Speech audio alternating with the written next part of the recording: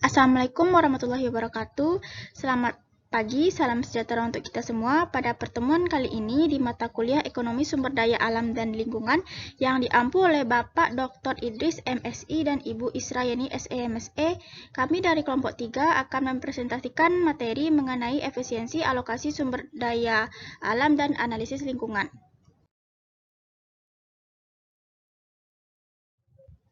Sebelum itu, izinkan saya untuk memperkenalkan anggota kelompok kami.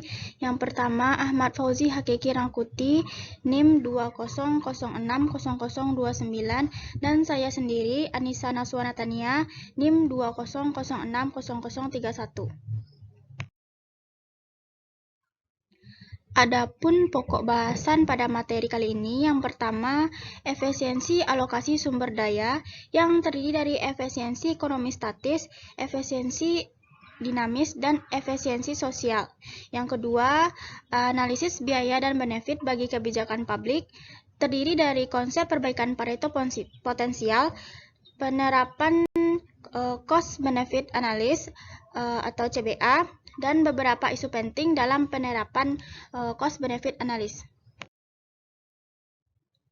Baiklah, langsung saja pada bagian pertama, yaitu efisiensi alokasi sumber daya. Hak pemilikan atau status penguasaan sumber daya atau property rights sangat menentukan alokasi sumber daya yang efisien. Ada 4 karakteristik utama yang harus dimiliki struktur kepemilikan atau pengusahaan sumber daya untuk menghasilkan lokasi pasar yang efisien. Yang pertama, universalitas, yang kedua, eksklusivitas, dan yang ketiga, transferabilitas. Dan yang terakhir ada enforceabilitas.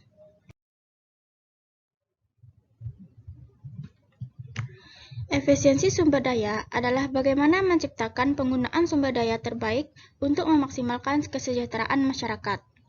Alokasi sumber daya dikatakan efisien apabila sumber daya tersebut tidak bisa ditransfer pada penggunaan yang lain sehingga mengakibatkan seseorang menjadi lebih baik atau sejahtera, dan pada saat yang sama tanpa mengakibatkan hal yang lainnya mengalami kemunduran.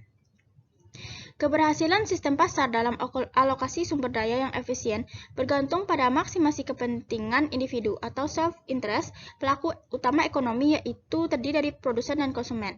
Pada produsen, menentukan jumlah produksi atau output atau kombinasi keduanya untuk memaksimumkan keuntungan. Pada konsumen, mengalokasikan pendapatannya sehingga menghasilkan total kepuasan yang maksimum dari sejumlah barang dan jasa yang dikonsumsinya. Menurut Danerson dan kawan-kawan pada 1977, untuk memaksimumkan kepentingan individu pelaku ekonomi sehingga mendorong terjadinya alokasi sumber daya yang efisien, ada 4 fungsi utama yang harus dipenuhi. Yang pertama, unit individu dari kegiatan produksi dan konsumsi haruslah kecil jika dibandingkan dengan volume total dari pasar yang ditunjukkan oleh sistem yang kompetitif. Yang kedua, produsen dan konsumen haruslah memperoleh informasi yang tepat mengenai harga sekarang dan yang akan datang. Yang ketiga, haruslah tidak terjadi eksternalitas. Aktivitas individu pelaku ekonomi harus tidak mempengaruhi biaya atau kepuasan yang dialami oleh agen ekonomi atau pihak lain. Dan yang terakhir, haruslah ada kebebasan yang memasuki aktivitas ekonomi tertentu jika menguntungkan atau free entry, dan ada kebebasan untuk menghentikan usaha jika aktivitas itu tidak menguntungkan atau free exit.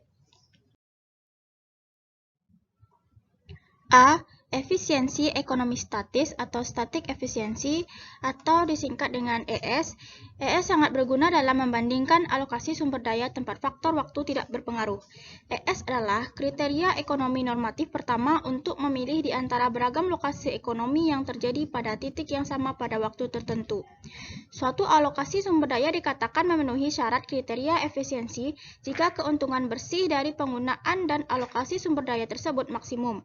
Keuntungan bersih adalah selisih antara benefit dan biaya yang dihasilkan dari alokasi tersebut. Untuk memahami efisiensi ekonomi statis, kita perlu memahami surplus konsumen dan surplus produsen. Surplus konsumen atau consumer surplus, jika harga yang harus dibayar konsumen tinggi, surplus konsumen berkurang, ataupun sebaliknya. Perubahan nilai surplus konsumen mencerminkan perubahan dalam kesejahteraan konsumen. Berikut gambar surplus konsumen pada kurva permintaan.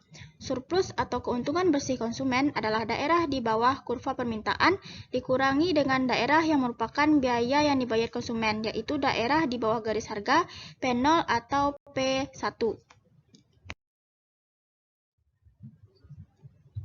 Yang kedua, surplus produsen atau produser surplus. Dengan biaya produksi tetap, jika harga meningkat, surplus produsen meningkat. Sedangkan jika harga rendah, surplus produsen juga rendah. Perubahan surplus produsen mencerminkan adanya perubahan dalam tingkat keuntungan produsen. Berikut gambar surplus produsen pada kurva. Keuntungan bersih yang diperoleh produsen adalah daerah di bawah garis P dan di atas kurva penawaran atau garis biaya, yaitu area B yang dikenal dengan surplus produsen.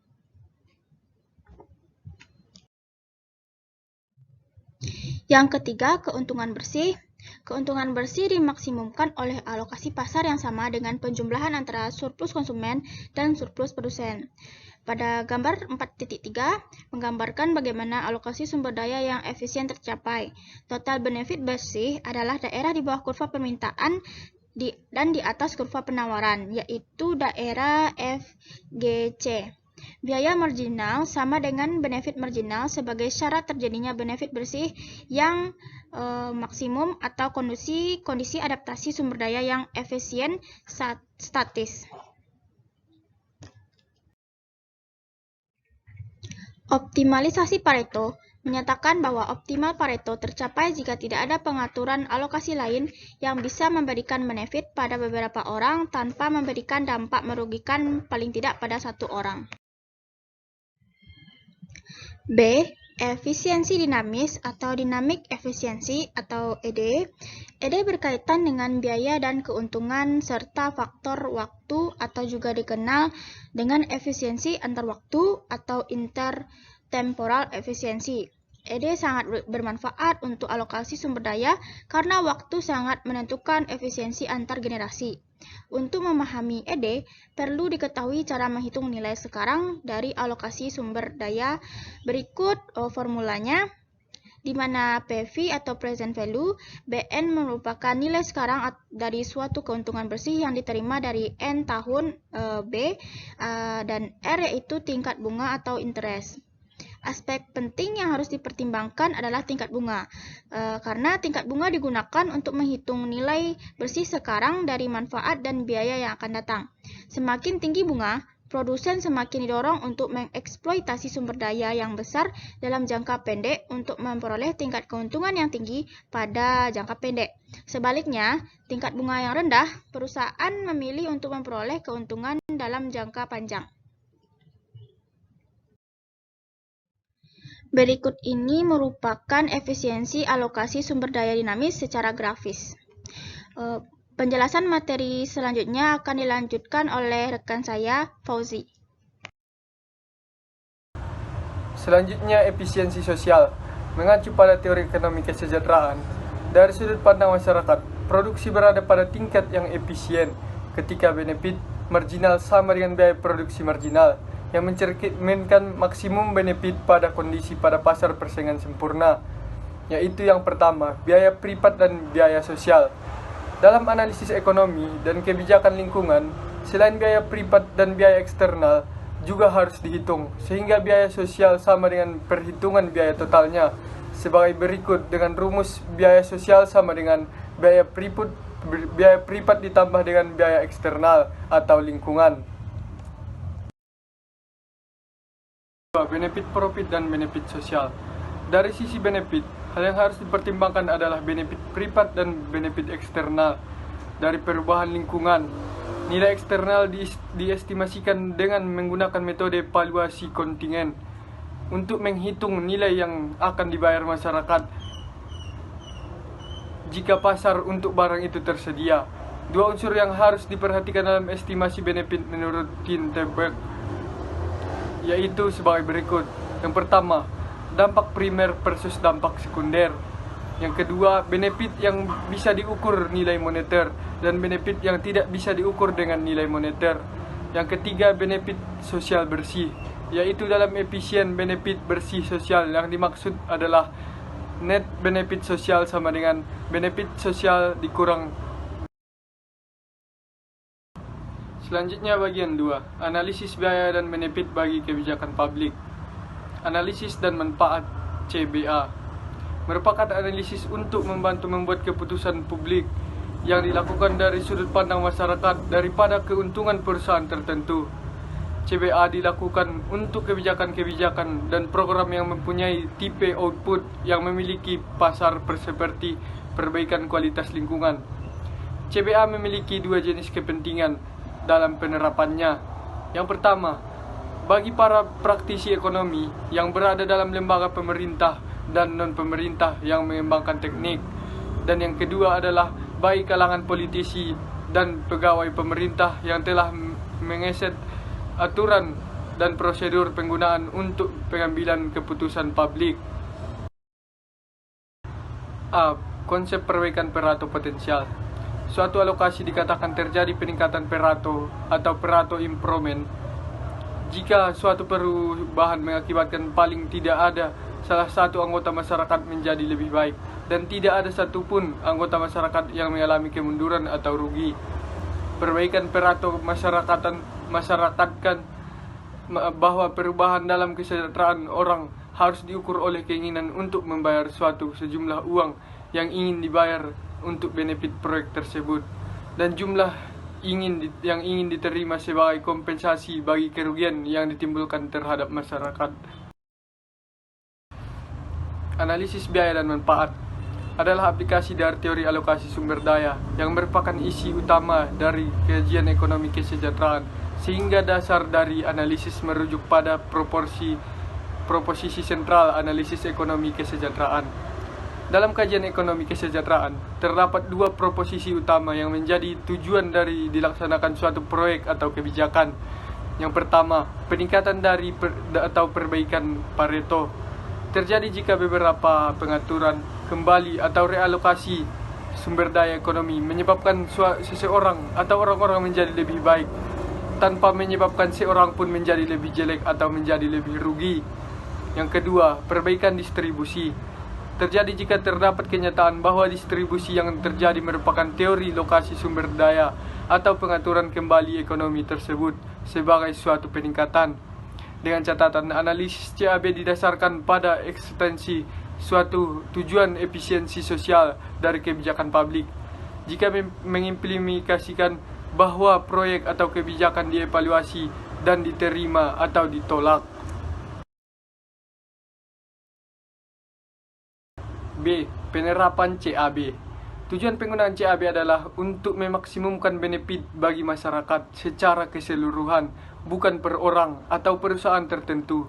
CAB dilakukan untuk kepentingan evaluasi program atau proyek publik. Yang pertama, tahapan penerapan CAB. 4 tahapan penting menurut PILT dan PILT tahun 2022. Yang pertama, mengeksesifikasikan dengan jelas proyek atau program yang akan dinilai. Yang kedua, mendeskripsikan secara kuantitatif menggunakan input dan output dari proyek atau program. Yang ketiga, mengintimasikan biaya sosial dan manfaat sosial dari input dan output yang dengan memberi nilai pada komponen input atau output dari program atau proyek tersebut untuk mengintimasikan nilai manfaat dan biaya masa depan. Dan yang keempat adalah membandingkan manfaat dari biaya tersebut. 2. Analisis CAB dari data hipotesis. Analisis CAB dilakukan dengan menggunakan data hipotesis untuk menilai kelayakan suatu proyek dan membandingkannya dengan dua proyek atau lebih. Untuk mengevaluasi kelayakan suatu proyek atau kebijakan publik, dilakukan perhitungan apakah kriteria pengambilan keputusan memenuhi syarat. Perhitungan dilakukan dengan menggunakan Microsoft Excel software. Nilai pertimbangan yang harus diamati dalam membandingkan antara dua atau lebih proyek atau kebijakan publik. Yang pertama, nilai NPV tertinggi adalah kriteria tertinggi yang menjadi patokan untuk menentukan proyek yang dipilih. Yang kedua, lama keberlangsungan proyek dapat menjadi pertimbangan proyek mana yang lebih menguntungkan. Sedangkan yang ketiga adalah proyek-proyek dan payback periodenya yang lebih singkat. Lebih diutamakan karena perusahaan atau pemerintah lebih cepat memperoleh keuntungan dengan nilai urutan nilai NPV dan IRR yang cukup memadai. C. Beberapa isu penting dalam penerapan CAB. Menurut BOM, 1. Masalah kuantifikasi.